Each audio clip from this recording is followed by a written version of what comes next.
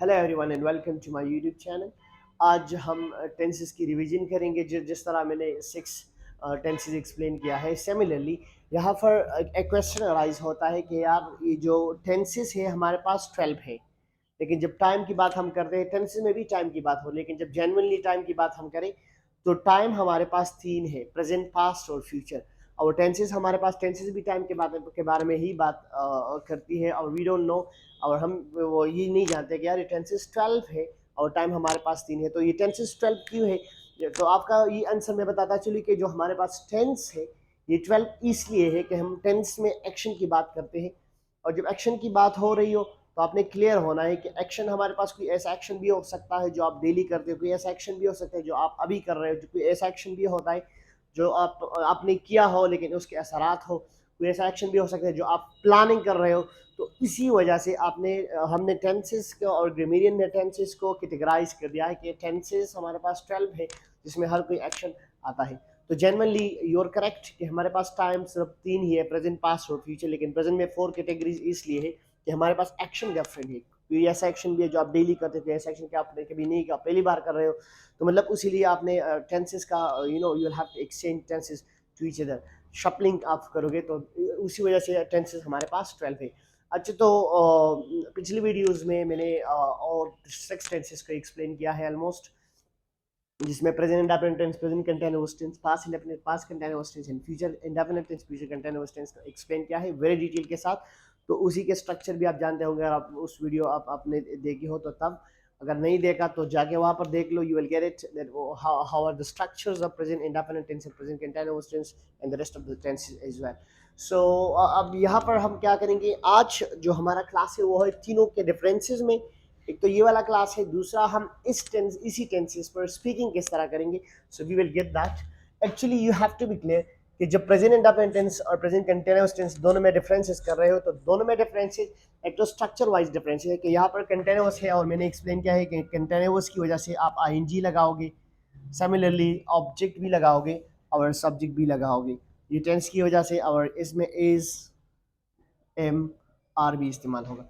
यहाँ पर देख लो तो यहाँ पर कुछ स्ट्रक्चर कुछ इस तरह होगी कि सब्जेक्ट और ऑब्जेक्ट लगा लो, ये प्रेजेंट है तो इसी वजह से हम फर्स्ट वर्ब लगाएंगे और इसके साथ इस एस का इजाफा ज़रूर होगा। और किस तरह होगा, किस तरह आप लगाओगे, तो एक्सप्लेन किया है ऑलमोस्ट ये वीडियो, उसके बारे में बिल्कुल भी नहीं है कि आपने किस तरह एस का इस्तेमाल कर देना। अगर नहीं जानते तो प्रेजेंट इंडेफिनिट को सर्च कर लो, I have already explain that in detail, so you will get that there.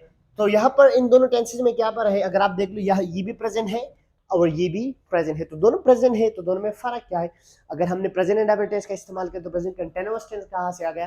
तो यही डिफरेंसेस यहाँ पर हम पढ़ेंगे कि जो प्रेजेंट इंडेफिनिट टेंस है इसमें जब भी आप कोई ऐसा काम की बात कर रहे हो जो आप रेगुलरली करते हो, मतलब मैं यहाँ पर लिखूंगा कि कोई आपका कोई रेगुलर वर्क आप बता रहे हो तो प्रेजेंट इंडेफिनिट टेंस का इस्तेमाल कर देना है। फॉर एग्जांपल लेट्स सपोज मैं बताता चलूँ अपना रेगुलर वर्क, तो मैं डेली क्या कर देता हूँ, I get up early in the morning and I go to masjid and there I after prayer, यहाँ पर देख लो उसी स्ट्रक्चर का इस्तेमाल करता हूँ।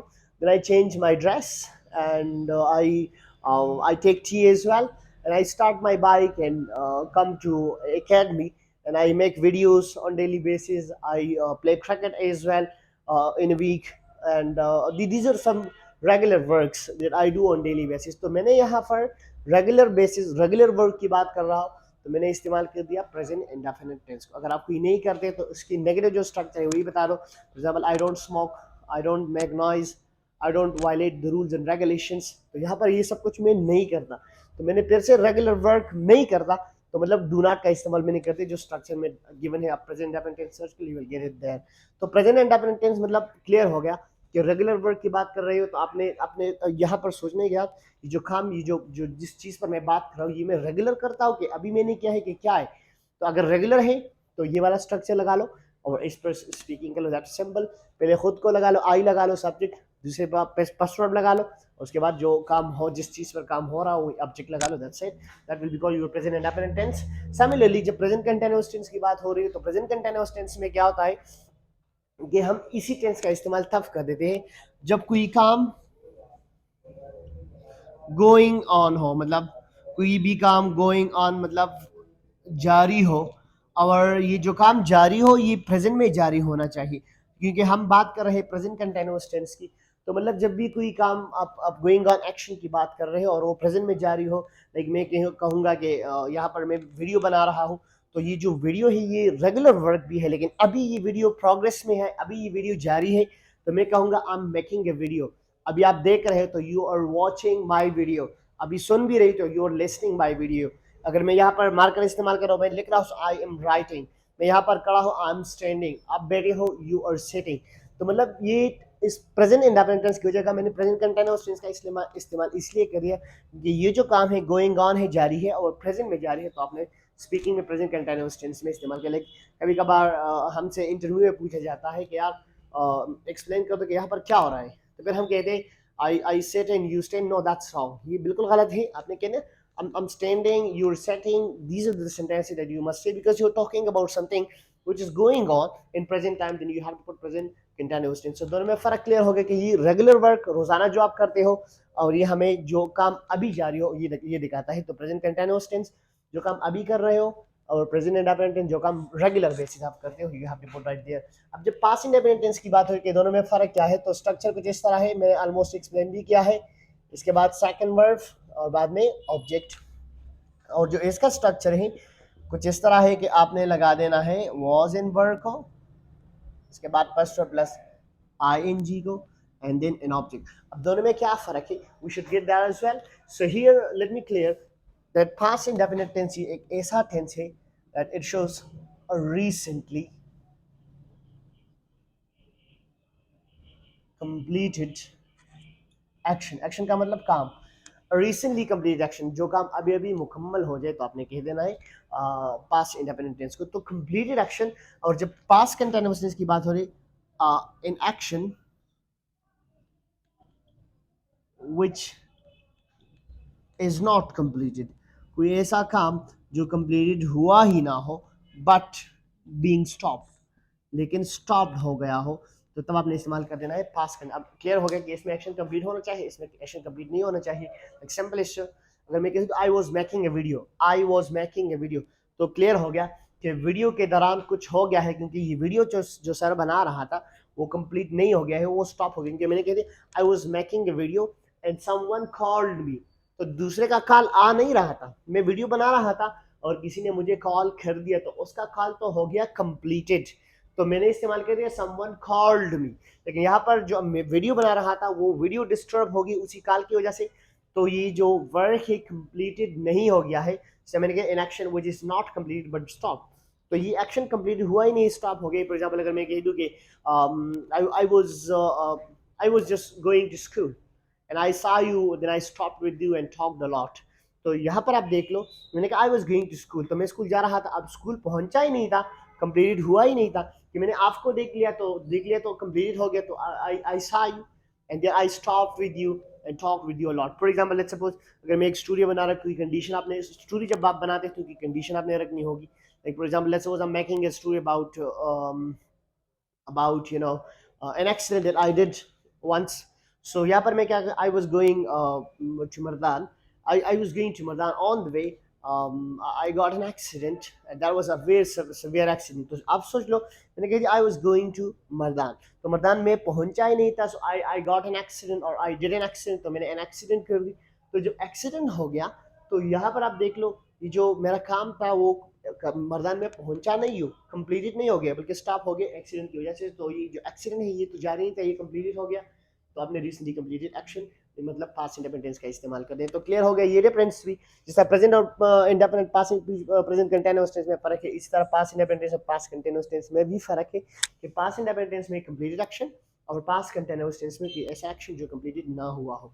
सिमिलरली फ्यूचर इंडेफिनिट टेंस और फ्यूचर कंटीन्यूअस टेंस में फर्क यही है कि ये जो हमारे पास टेंस है ये हमें अपना प्लानिंग दिखाता है, मतलब आपकी जो कोई मंसूबा चल रहा हो जहन में, तो आपने इस्तेमाल कर देना है फ्यूचर इंडेफिनिट टेंस को। Like for example let's suppose I just want to say that अगर मैं कहूँ कि इस वीडियो के बारे में मेरा जो प्लानिंग है वो ये है कि I will take rest for by, तो यहाँ पर ये मेरा प्लानिंग है, तो मैंने फ्यूचर इंडेफिनिट टेंस का इस्तेमाल कर दिया यहाँ पे।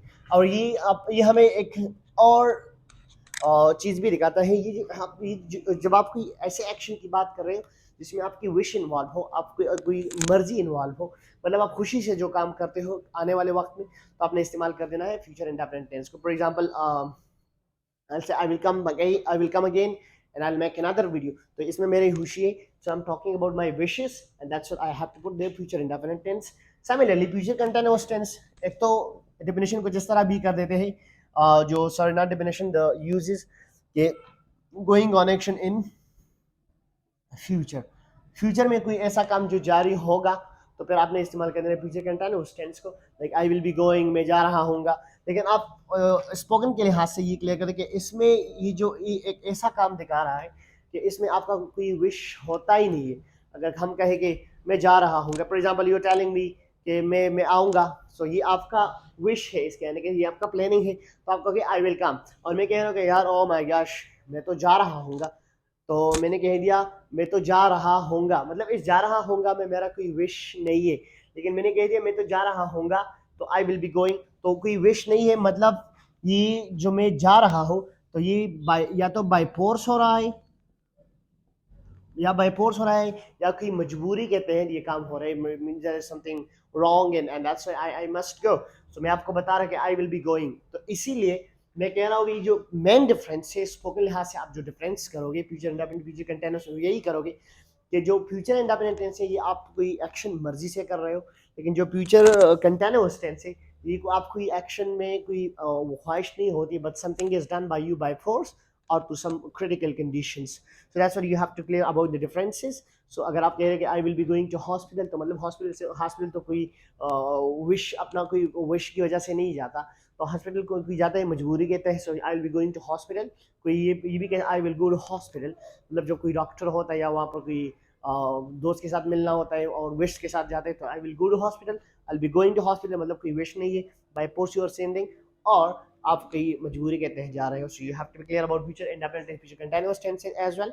अब स्पीकिंग में हम क्या कर देते हैं, स्पीकिंग में अगर आप ये जानते हो रेगुलर वर्क है प्रेजेंट इंडेफिनिट टेंस, अभी जारी है प्रेजेंट कंटीन्यूअस टेंस, कंप्लीटेड हो गया है पास्ट इंडेफिनिट टेंस, कंप्लीटेड नहीं हुआ है लेकिन स्टॉप हो गए पास्ट कंटीन्यूअस टेंस, विश है फ्यूचर इंडेफिनिट टेंस, विश नहीं है बाय फोर्स किया जाएगा फ्यूचर कंटीन्यूअस टेंस. सो अगर आप स्पीकिंग में इसी चीज़ का ख्याल रखते हो, so speaking will be then really good and bombastic and really outstanding one.